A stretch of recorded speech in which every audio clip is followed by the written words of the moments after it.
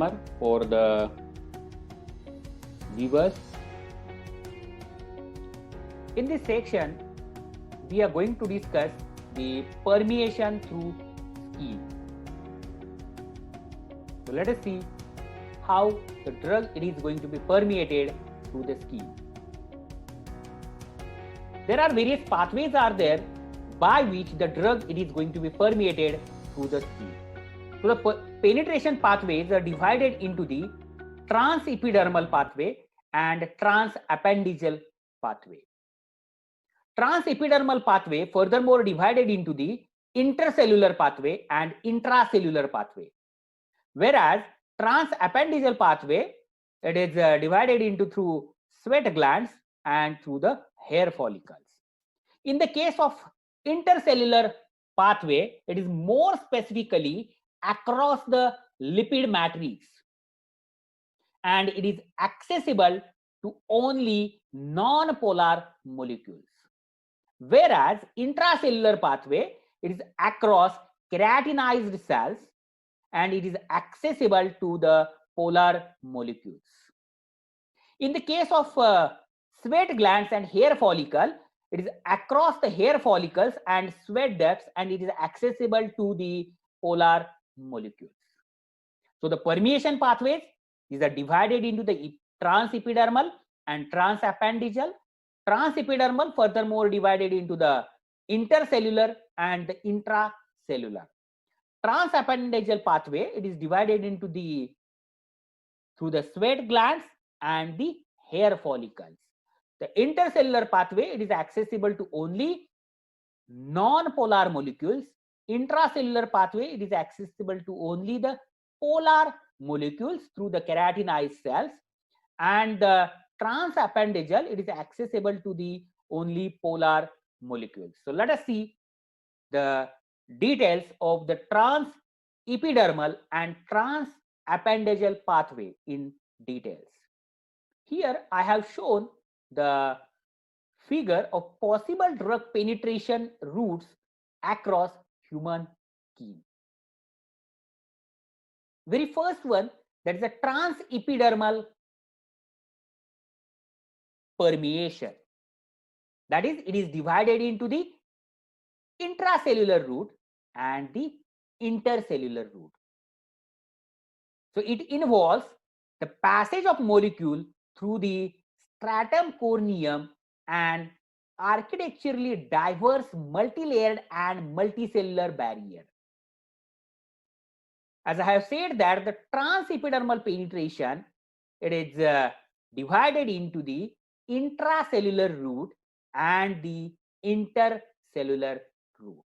So let us see the details of intracellular and the intercellular route. So in the case of intracellular route, that is through the corneocytes. So look at here, look at the figure. This is the insect, okay, and here it's a keratin which is present. All these are, this is the horny cells.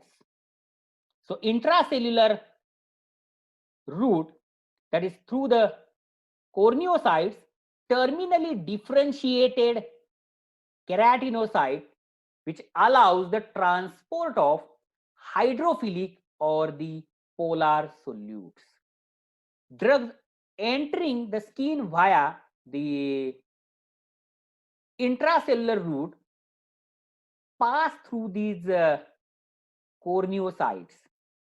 So corneocytes containing highly hydrated keratin, which provides an aqueous environment from which hydrophilic drug can pass.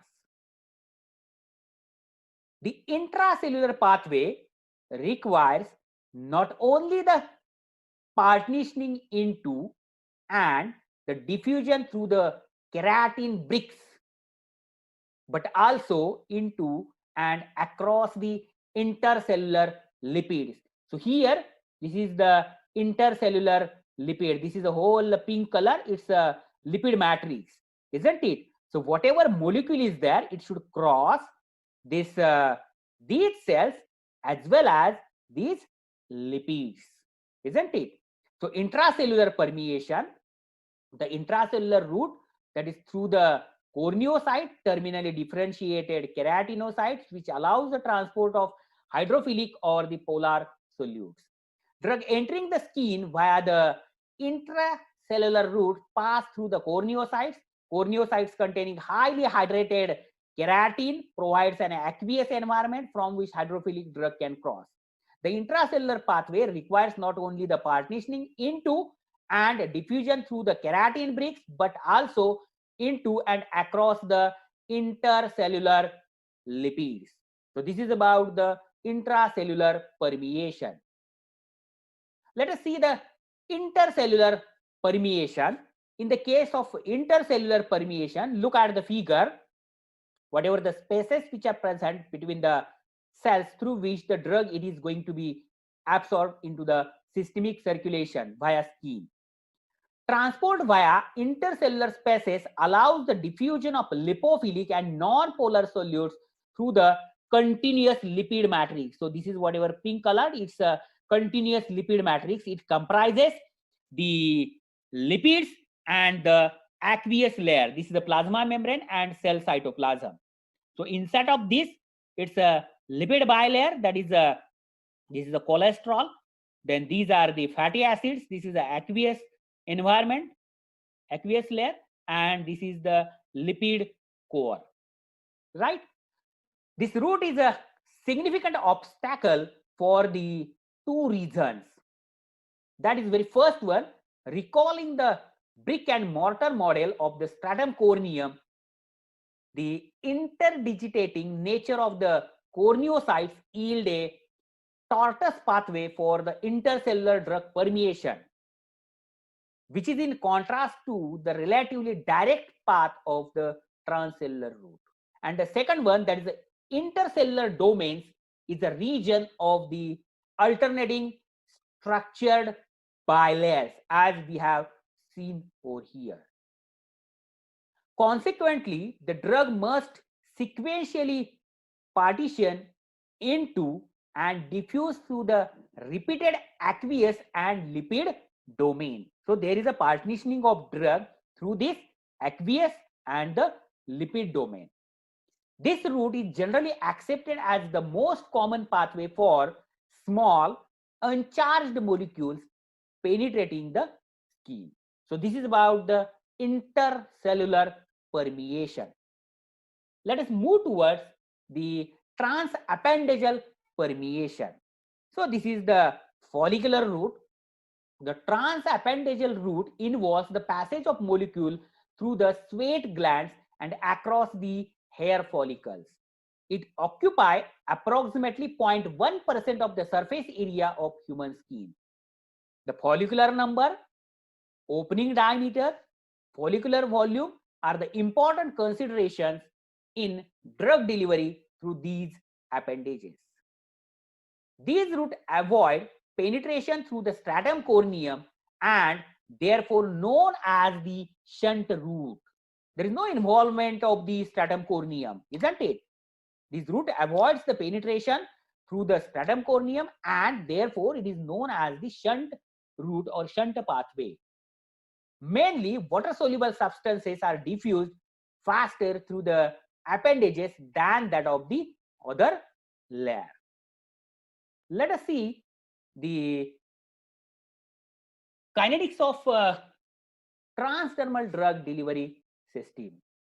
So the percutaneous absorption is the penetration of substance into various layers of skin and permeation across the skin into the systemic circulation. So percutaneous absorption is the penetration of substances into the various layers of skin and permeation across the skin into the systemic circulation. The percutaneous absorption of drug substance, it is a sequential process and that involves the penetration, partitioning, diffusion, permeation and the absorption. In the case of penetration, there is an entry of substance into a particular layer of skin. In the case of partitioning, from the stratum corneum into the aqueous viable epidermis. In the diffusion through the viable epidermis and into the upper dermis. In the permeation, there is a penetration of molecules from one layer into the another, which is a different both functionally and structurally from the first layer. And the last one, that is the absorption, that is the uptake of substance into the systemic circulation. So the steps which are involved in the absorption of a drug through the skin, there is a penetration, partitioning, diffusion, permeation, and the absorption. That is a drug entry into the particular skin layer from stratum corneum into the aqueous viable epidermis, through viable epidermis and into the upper dermis, drug permeation from one layer into the another layer, then uptake of a drug into the systemic circulation, and finally the drug reaches to the desired site of action. The evaluation of the kinetics of drug release from a transdermal patch is an estimation of the drug compound's maximum flux across the skin. Maybe in the physical pharmacy you have studied the flux. So the flux J, which is typically expressed in units of microgram per centimeter square per hour. That is a J, that is flux is equal to minus D dc by dt, where D is the diffusion coefficient and dc by dt is the concentration gradient. The rate of permeation across the skin, that is a dq by dt, it is given by the equation, that is dq by dt is equal to P in bracket CD minus CR, where the CD and CR are the concentration of the skin penetrant in the donor compartment. Donor compartment means on the surface of stratum corneum, and in the receptor compartment. So CR, that is the concentration from receptor compartment, that is from the body. P is the permeability coefficient of the skin tissue to the penetrant. So the P, it is equal to D K divided by L. Here the D is the diffusion coefficient obtained from the permeability coefficient. K, it is the partition coefficient, and L is the overall thickness of the skin tissue. So we have seen here the equation by which it is possible to get the idea about rate of permeation across the skin, that is the dq by dt is equal to P CD minus CR. So from this equation, it is clear that a constant rate of drug permeation can be obtained only when CD, that is a donor concentration, which is on a higher side, which is a greater than that of the receptor or the body concentration. That is the drug concentration at the surface of stratum corneum. So CD is consistently and subsequently greater than the drug concentration in the body, that is the CR, and the equation becomes dq by dt is equal to P CD. P is the permeability coefficient and CD is the concentration of drug just above the stratum corneum. The cumulative amount permeating, that is a Q, the barrier with the effective surface area of permeation A at a given time t, it is calculated by using the equation Q is equal to PA CDT. Look at the graph. When we are plotting the graph of cumulative permeation versus time, With a lag, we will get the straight line. And with the help of this plot, it is possible to get the idea about the flux as well as the permeability coefficient, right? So this is about the kinetics of transdermal drug permeation. So herewith we have finished the permeation through the skin. We have discussed the various routes or various ways by which the drug it is going to be absorbed through the skin, that is intracellular route, intercellular route, transappendigeal route, and furthermore we have discussed the kinetics of transdermal drug delivery system.